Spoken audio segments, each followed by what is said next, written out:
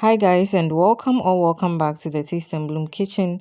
Today we'll be learning how to make kondo porridge or morikoko for babies who have just started solids. So stay tuned.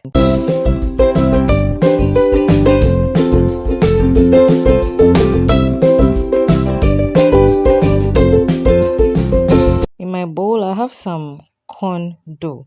So you can use the yellow corn as well. It's also fine. It's also very nutritious.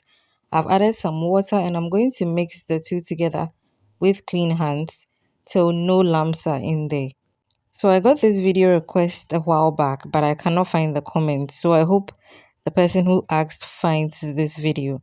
Kondo porridge is a very popular way that most parents start their kids on solids from 6 months and above most of the time. But even that, some people start earlier. So the aim is to make this as watery as possible to mimic their breast milk. Okay. So that's why you can see that I'm about to sieve the mixture, the corn dough and water mixture that I made. So I'm using a very fine sieve because I don't want the chaff to get into the porridge. Remember, the tummies of the babies are so fragile, and too much fiber in the, or chaff rather, in the porridge will not help the porridge digest quickly and may cause tummy upset to the baby. If this is your first time here, hello, my name is Yasmi. Please consider subscribing and joining this amazing family. And if you're a returning subscriber, thank you so much for always stopping by to watch my videos. Also, please don't forget to give me a thumbs up, leave a comment down below once you're done watching, and share also. As a reminder, this October I'll be dropping videos each and every Wednesday at 5 p.m. GMT.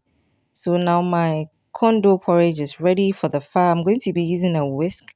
A wooden spoon also works, okay? But before then, I'm adding some grains of selim or huentia, as we call it in our local dialect, which is akan, okay? And this will help preserve the porridge when you store it, especially in the flask for later use, okay? So to begin, you can see that I'm stirring the porridge vigorously. I was taught to stir continuously in one direction and not change to the other, or else the porridge will become lumpy. I don't know if that is true, but I'm used to stirring in one direction, okay? So as you can see, I keep adding water because once you keep cooking, the consistency of the porridge thickens.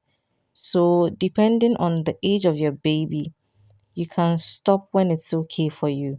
But one thing to note is that once you store this porridge, it becomes even thicker. So as you can see, this is the consistency we are going for because we are starting the baby on solids and we don't want to overburden their little tummies, okay? So it's the watery consistency we are going for, which is close to breast milk. So once that is done, we are going to allow it to simmer for a few minutes, just boil over slightly, okay? And then we serve. So in the past, I've shared how to fortify your condo porridges. I'll leave those links in the description box so you check it out and then make some for your little ones. They are all recipes to make this condo porridge extremely nutritious for your bloomer. So until I see you again in another recipe, please don't forget to keep blooming.